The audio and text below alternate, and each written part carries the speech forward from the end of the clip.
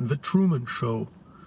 So there is this movie about a person that is living in a completely simulated reality, and he thinks he has a natural and normal life, but in reality he is trapped in a artificial environment, and all the people around him are actors, and he's the only real person, and he is being watched all the time. Whatever he does, it's monitored through tiny cameras that are everywhere around, and he's just part of a huge reality show, and the whole people outside are watching him. And I don't know, the producers of the show are probably making a lot of money through advertisement, because the whole world is just taking part in his life. They watch all his life, and it gives them hope and whatever. They enjoy sharing the experiences of this guy through the TV. And the interesting thing about this movie is that people nowadays who watch this movie online, or who comment on clips from this movie on YouTube, you always find these comments like, yeah, this movie is so deep, we are all inside the show, we are all this Truman, and the whole modern world is a simulated reality, and it's all fake, everything around you is fake, and it's like a deep message in this movie. And they think like, one day we will break out, and there are even these flat earthers who think that, yeah, it's completely true, because the whole world is just a dome, and that somewhere there's like a door where you can go out and see the rest of the universe, so. And what I think about this movie, or the idea I had recently about this movie, is that Hollywood works on a very subtle level, and when you think you have the meaning of the movie, then that's not the real issue, because you might think that, wow, it's so deep, the guy is inside the simulated reality, but he has the possibility to break out. But what is not in this thought, what you didn't realize, is that all the people watching Truman in his simulated reality, they are also in a simulated reality. Everybody watching TV and consuming media is part of the simulated reality, not only Truman inside his show. This is what is missing from the logic, and this is what most people don't grasp about the meaning of this movie. And this part is not questioned. It's totally fine, to question this guy in his simulated artificial reality, which is very obvious to spot. But most people don't care about all the other millions of people who are watching TV, because obviously when this Truman Show is cancelled and fails, they will just start a new show, and the real prisoners are not the ones in the show, but the ones watching all the time. And because they are being programmed by the show, and they are also living in a simulated reality. But this just is one example. Another example of not so obvious content of Hollywood movies is the brilliant movie Falling Down. And there are several nice interpretations and analysis of this movie online. You can go to Blackpilled. He made a very good analysis of the movie Falling Down. And the movie is about this guy, this white guy, who's played by a Jewish guy, by the way. This white guy who is, in his car, and he has this job, this high-paid job, but he has a very stressed life. He has a broken up relationship and a daughter, and there's this powerful feminist woman who, like this empowered woman, who is his ex-wife, and he's just the annoying guy. And and you can analyze, and you know, he's like freaking out. He's totally losing it in the movie, and with each step of the movie, he's, you know, stepping up a little bit more. He's getting new weapons. He's going on this rampage through New York City, you know, like he's basically releasing the steam. You know, he's this overburdened, stressed out citizen of the modern world who's just letting out the steam, you know, and going on a rampage to let out all his rage against the machine, you know, so to say. And he is also a criminal guy, and some of the obvious analysis points here are that you know, the white working guy is evil in general, you know.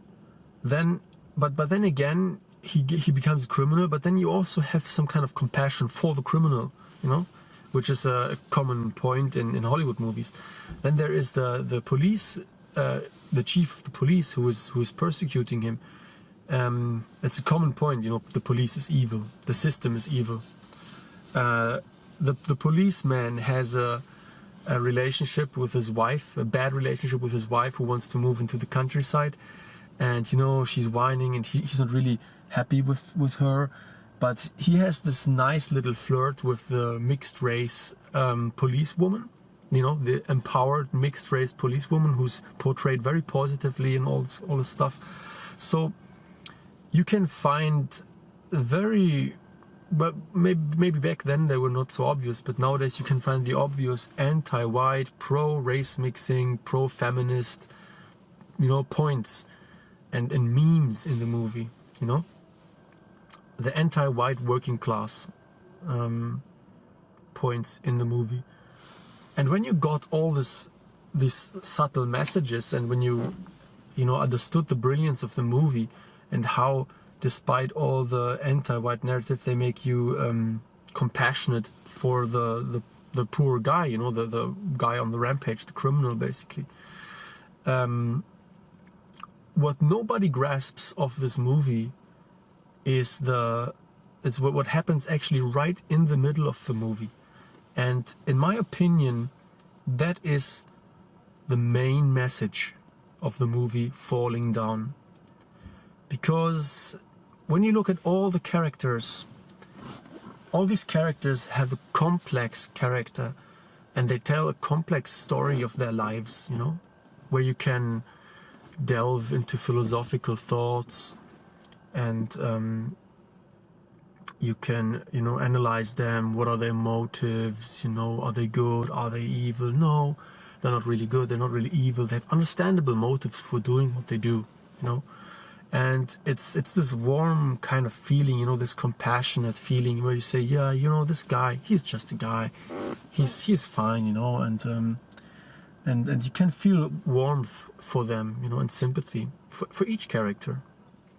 And you can be of this or of that opinion, you know. It leaves a lot of room for you to speculate. But then in the middle of the movie, there is only one person that is unquestionably evil, you know, and that is the Nazi. Because there's the scene where the main character comes into this clothing store, and you know, there's these gay people, and you know, in comes the main character, and then there's this Nazi shop owner, you know, and who is, you know, he looks like these gay people. He's like making some homophobic comments there about the gay people, and then the shop owner allows the main character to enter the back room of the store, and there the shop owner, who is a very, very shady guy, so he looks like an actual criminal, you know. The criminal of the movie, he is just a family father who failed in life, and you know, and this is why he freaks out, you know. He's basically failing in the system, you know. The system has destroyed him, so to say. But the shop owner, he is actually evil. He is actually ugly and evil, and nothing is told about his life, you know. He just represents this evil Nazi. And in the back room, he has all these you know, the stuff, this Nazi stuff that he sells. He has the Adolf Hitler pictures, he has the swastika flags, and then he offers the protagonist a can of Zyklon B, and he has this you know, this loving attitude towards the can of Zyklon B, you know, where he says, you know, this can, it was actually used to kill the Jews, you know. I wonder how many Jews this can of Zyklon B took out, you know. And he is so despicable, he is so disgusting, this character, you know, how he loves killing Jews and all this stuff, you know.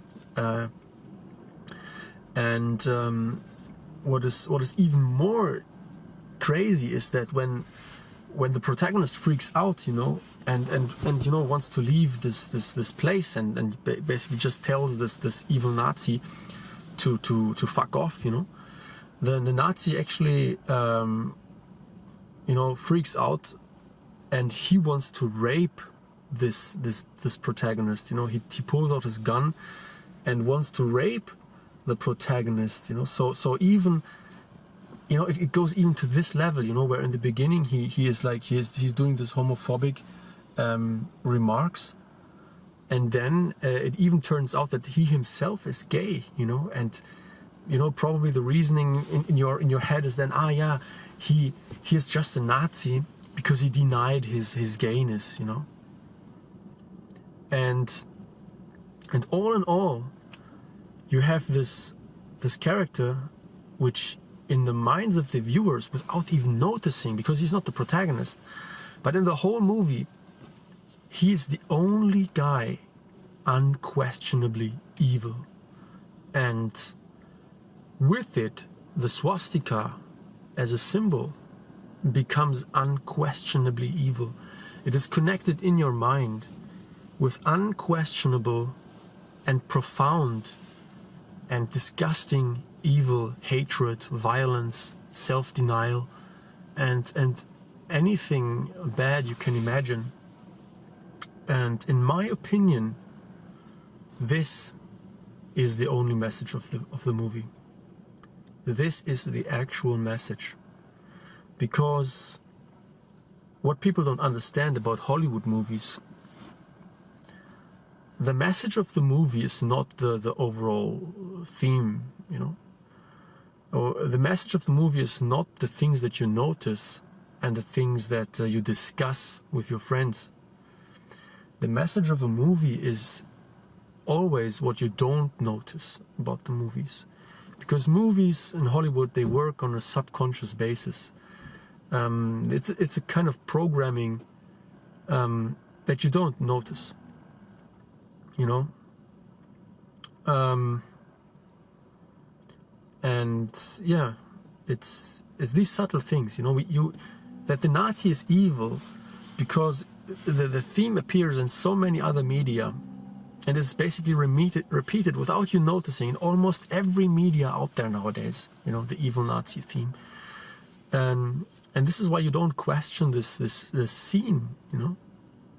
And by not questioning the scene, by not discussing the details of the scene, the message sips into your soul, into your brain, and into your subconscious mind, and it enforces the hatred of Germans, of Nazis, of Western culture, you know. And it empowers and reinforces the superficial approach on history that is taught nowadays in schools and in media and everywhere. And yeah, I was starting with this Truman Show movie, you know, where the completely unnoticed main problem is not the guy in the show, but the guy is watching the show. Because this guy in the show, he's just one guy.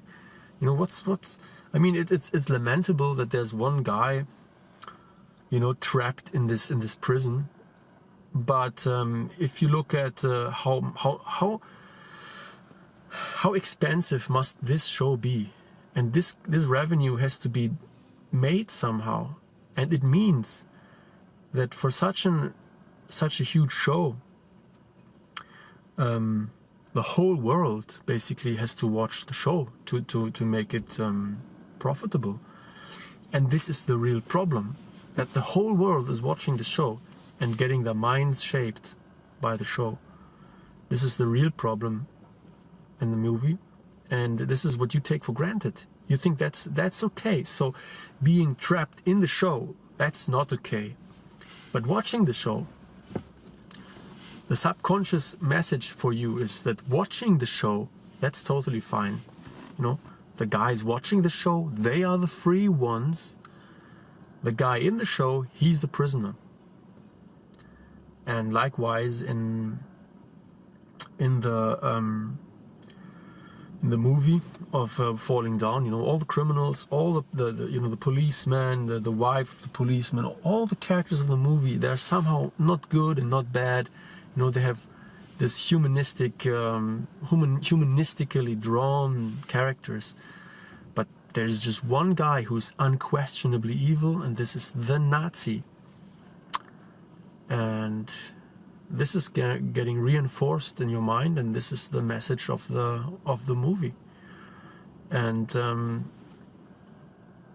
yes, I, like probably many other people nowadays, have come to the point where I'm not able to watch any media anymore. You know, I can't watch any sitcom, I can't watch any movie, I can't watch anything that the mainstream media produces, and also not most of the other stuff that alternative media produces, because the subconscious programming is just so apparent to me now, and I also feel the attack on my mind from the media, because what you have to acknowledge is that you're not immune to psychological attack. You know, this is what most people don't grasp. You know, when I put a gun at your head and I shoot a bullet into your head, you're going to die. You know, your skull, the structure of your skull is not strong enough to withstand a bullet, you know, or a knife. Your physical body is vulnerable to injury, and it doesn't matter how strong you are. You know, if you are physically more strong, then you will be more resistant, but you will not be invulnerable, and you can be easily killed. And with psychological attack, you know, you can be very red-pilled and very strong psychologically. You can be very knowledgeable and very critical of everything you see, and but still you are vulnerable, and media will attack you, will put memes in your brain, and every, you know, every image, every sentence, every word that you see, every combination of words that you hear will somehow attack you, and mostly without you noticing. So for me, it's a question of health and general hygiene to not consume any media. Well, not any media. I do consume music, but I'm very, very careful nowadays what I surround myself with, and it's what is very interesting to notice in this context is that there's a channel on YouTube. I don't know exactly the name. Maybe Corey Schumann or something. It's a Jewish or Palestinian. I think it's an Israeli guy who lives in Israel, and he goes out on the street with his camera and asks the citizens of Israel controversial questions that he gets in his comment section. Controversial questions about Israel and Jewish life and everything. And in one of his videos, he walks through the Orthodox part of Jerusalem, and you can see these signs where it says that the devil is dwelling in the TV screen, and that you should never ever allow your children to watch the TV screen. You know, something like that. It's like a warning sign in the streets. And interesting is that most of the Hollywood studios and a large number of Hollywood actors. You know, most of the studios are owned by people of Jewish origin, and very many characters and actors also have, you know, Jewish origin, mostly from Russia. They were like immigrants who founded this Hollywood business. And it's so interesting that the Orthodox Jews are warning their own kids of consuming the media that the atheist Jews are producing, because they know that the minds of their kids are not invulnerable. So I would advise you, if you want to be healthy and happy, and if you want to preserve your cultural heritage, you should never ever watch TV and mainstream media, and stop your kids from watching it, and learn traditional music and craft and you know, pastimes that you can live before your children, which they can learn, so they have an alternative, a clean and beautiful and honest and healthy alternative. And what is also important, what I notice with myself, is that even YouTube and you know, things like Twitter are so time-consuming and so addictive and so dangerous. You know, even if it's the whole alternative stuff. You know, even if you only deal with people that you know, that are on your page more or less, you know, and that are spreading a good message. Even this avenue is very dangerous and time-consuming and damaging to your mind, you know. So as with sugar and drugs and all the stuff, you know, we should all limit the dose of any media that we're consuming. We should completely stop eating arsenic, you know, or you know, the heavy poisoning, which is the mainstream media, and even the lighter drugs, you know, when it comes to media, the alternative media, we should reduce to a minimum level and focus on real things. And you know, there's so much more wisdom and knowledge in any book, especially old books, that you can read, than some, you know, article on the internet or some YouTube video. And you know, sometimes you just browse through random posts, you know, which might be nice, you know, but then suddenly 3, 4, 5 hours have passed in which you could have read half a book, you know, which would have given you much more insight.